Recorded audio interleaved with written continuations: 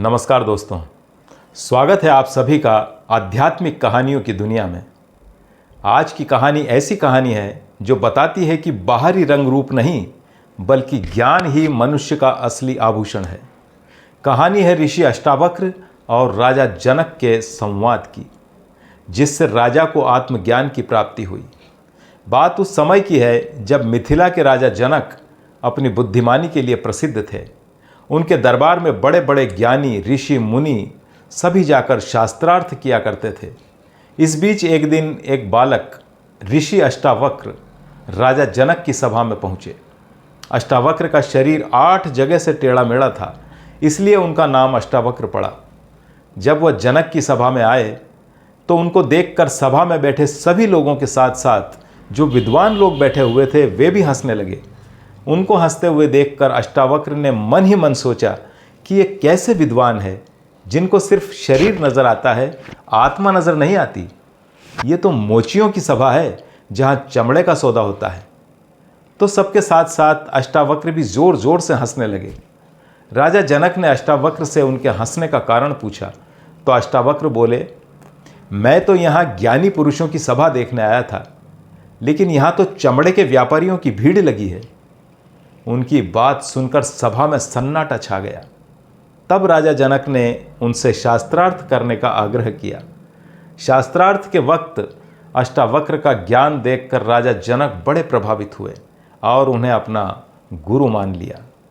लेकिन राजा जनक को अब भी कुछ संदेह था। यह बात अष्टावक्र समझ गए और अपने शिष्य को आत्मज्ञान देने के लिए उचित अवसर की प्रतीक्षा करने लगे। एक दिन राजा जनक ने कहा कि महाराज, घोड़े पर बैठते वक्त एक रकाब पैर में रखने के बाद दूसरी रकाब में पैर रखने के बीच का जो समय होता है, उस समय में आत्मज्ञान कैसे मिल सकता है? तो अष्टावक्र ने कहा कि मैं तुम्हें इतने कम समय में आत्मज्ञान जरूर दूंगा, लेकिन मेरी एक शर्त है कि जब मैं आपको उपदेश दूंगा तो मेरे और आपके बीच में कोई नहीं आएगा। राजा जनक ने शर्त मान ली। जब अष्टावक्र उन्हें उपदेश दे रहे थे तभी एक सैनिक दौड़ता हुआ आया और बोला कि महाराज, आपके महल में आग लग गई है। सैनिक की बात सुनकर राजा जनक का ध्यान विचलित हो गया, लेकिन अष्टावक्र ने उन्हें रोक दिया और कहा कि राजन, तुम कहाँ देख रहे हो? क्या तुम्हें सच में महल की चिंता है? तुमने ये मान रखा है कि यह महल तुम्हारा है? अष्टावक्र ने राजा को समझाया कि यह संसार एक सपना है और यह महल तो क्या, यह शरीर भी तुम्हारा नहीं है। तुम सिर्फ एक आत्मा हो जो इन सभी सांसारिक बंधनों से मुक्त है। यह आत्मा इन सब से परे है।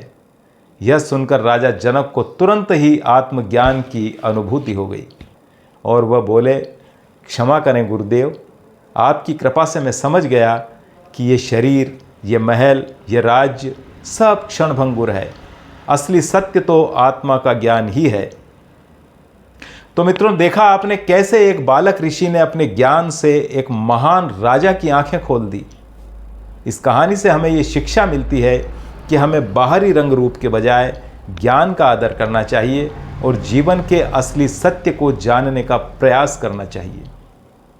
राजा जनक और अष्टावक्र का संवाद अष्टावक्र गीता के नाम से जाना जाता है, जो आज भी आत्मज्ञान की खोज करने वालों के लिए महत्वपूर्ण ग्रंथ है। तो आज के लिए बस इतना ही। फिर मिलेंगे किसी नई कहानी के साथ। तब तक स्वस्थ रहें, मस्त रहें और अपना ख्याल रखें। नमस्कार।